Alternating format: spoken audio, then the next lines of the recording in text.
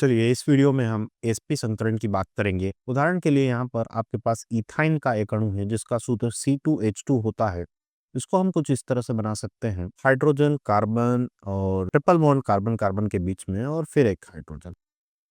इसमें यहाँ जो बंध कोण होता है वह 180 डिग्री का होता है और यह एक रेखीय अणु होता है। इसे हम संकरण के माध्यम से समझेंगे। तो सबसे पहले कार्बन के इलेक्ट्रॉनिक विन्यास की अगर बात करें तो यह 1s2 2s2 2p2 हुआ करता है। तो मूल अवस्था या तटस्थ अवस्था में अगर हम संयोजी कोश के इलेक्ट्रॉनिक विन्यास की बात करें तो 2s में 2 इलेक्ट्रॉन है और 2p में भी 2 इलेक्ट्रॉन है। यहाँ कार्बन की अगर बात करें तो कार्बन ने कुल मिलाकर के 4 बंध बनाए हुए हैं। कहने का अर्थ है कि यहाँ पर 4 अयुग्मित इलेक्ट्रॉन आपके पास होने चाहिए। तो अभी तो यहाँ पर सिर्फ 2 इलेक्ट्रॉन है, तो हम इस इलेक्ट्रॉन को उत्तेजित अवस्था में लेकर जाएंगे और प्रथम उत्तेजित अवस्था में यह इलेक्ट्रॉनिक विन्यास कुछ इस तरह से आपको दिखाई देगा। अब क्योंकि कार्बन 2 ही परमाणु से यहाँ पर जुड़ा हुआ है, या हम ऐसे बोल सकते हैं कि कार्बन ने 2 सिग्मा बंध बनाए हुए हैं, एक इस तरफ हाइड्रोजन से और एक इस तरफ कार्बन से।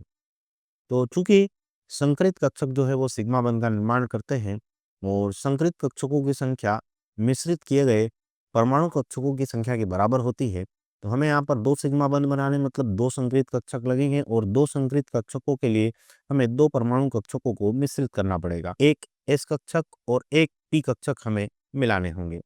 एक एस कक्षक और एक पी कक्षक को मिलाएंगे तो कुल मिलाकर के 2 आपके पास संकरित कक्षक बनेगी और इन संकरित कक्षकों को हम sp संकरित कक्षक या sp हाइब्रिड ऑर्बिटल्स बोलेंगे। इन ऑर्बिटल्स में या कक्षक में प्रतिशत s लक्षण की अगर बात की जाए तो s का कितना प्रतिशत लक्षण होगा, एक s कक्षक मिलाया है और कुल 2 कक्षक मिलाए तो 1/2 गुणित 100 50%, मतलब 50% s का लक्षण और 50% p का लक्षण यहाँ पर उपस्थित होगा इस तरह के कक्षकों में।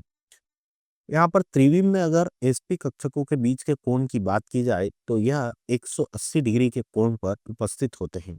तो दोनों कार्बन का संकरण जो है sp संकरण होने वाला है। तो इस कार्बन की अगर बात करें, एक कार्बन की, यह sp संकरित कक्षक मैंने बना दी और यहाँ पर इन दोनों कक्षकों के बीच में जो कोण है वह 180 डिग्री का है। इलेक्ट्रॉनों का पुनर्वितरण कर दिया तो पहले परमाणु कक्षकों में एक एक इलेक्ट्रॉन थे, तो हमने sp संकरित कक्षकों में भी एक एक इलेक्ट्रॉन रख दिए। इसी तरह से दूसरे कार्बन का भी जो संकरण रहेगा वो sp रहेगा, तो उसकी भी 2 संकरित कक्षक हम कुछ इस तरह से बना सकते हैं।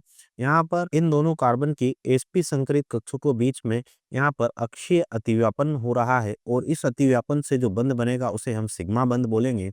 तो कार्बन कार्बन के बीच में जो सिग्मा बंध यहाँ पर बन रहा है वो sp अतिव्यापन द्वारा निर्मित हो रहा है। अब अगर हम देखें कि इनकी एक एक जो बची हुई sp संकरित कक्षक है या हाइड्रोजन के 2 परमाणु के साथ मिल करके या हाइड्रोजन की जो s परमाणु कक्षक है उसके साथ अतिव्यापन करके हाइड्रोजन के साथ सिग्मा बंध का निर्माण कर लेंगे। अब हमने जो कार्बन का इलेक्ट्रॉनिक विन्यास देखा था प्रथम उत्तेजित अवस्था में, उसमें से एक s कक्षक और एक p कक्षक संकरण में भाग ले चुके थे। अब कार्बन के पास में 2 p परमाणु कक्षक बचे हुए हैं, तो हमने दोनों कार्बन के पास 2 p कक्षक बना दिए। यह डमलाकार एक p कक्षक और एक p कक्षक, ये दोनों के पास एक एक इलेक्ट्रॉन उपस्थित होंगे। यहाँ पर इस परमाणु कक्षक में भी एक इलेक्ट्रॉन और यहाँ पर भी एक इलेक्ट्रॉन उपस्थित होंगे। तो जब ये सिग्मा बंध बनेगा तो दोनों कार्बन के परमाणु पास आएंगे और जब ये पास आएंगे तो इनकी जो परमाणु कक्षक जो बची हुई है p परमाणु कक्षक, इनके बीच पार्श्व अतिव्यापन होगा। कुछ इस तरह से इन p परमाणु कक्षकों के बीच में 2p परमाणु कक्षकों के बीच पार्श्व अतिव्यापन होगा और इस पार्श्व अतिव्यापन के कारण जो बंध बनेगा उसे हम पाई बंध कहा करते हैं। तो एक पाई बंध यहाँ पर यह जो हरे रंग से हमने कक्षक प्रदर्शित की है इनके पार्श्व अतिव्यापन से बन रहा है और एक पाई बंध ये जो दूसरे हमने पार्श्व अतिव्यापन दर्शाया है इसके कारण बन रहा है।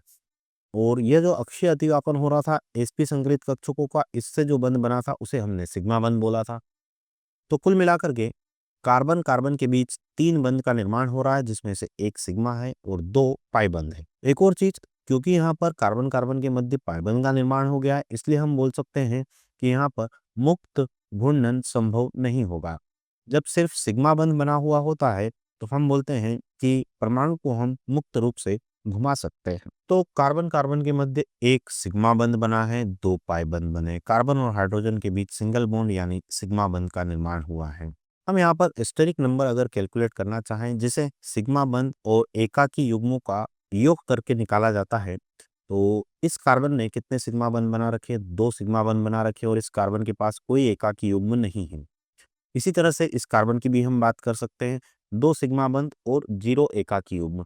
2 प्लस 0 कर देंगे तो हमारे पास यह 2 आता है और स्टेरिक नंबर अगर 2 आया तो संकरण हो जाएगा sp। स्टेरिक नंबर का यहाँ पर मतलब है कि कितने परमाणु कक्षक संकरण में भाग ले रहे हैं। तो 2 आया, इसका मतलब 2 परमाणु कक्षक संकरण में भाग ले रहे हैं। कौन कौन से? एस और पी, और एस और पी ने संकरण में भाग लिया, इसका मतलब संकरण क्या हो गया है?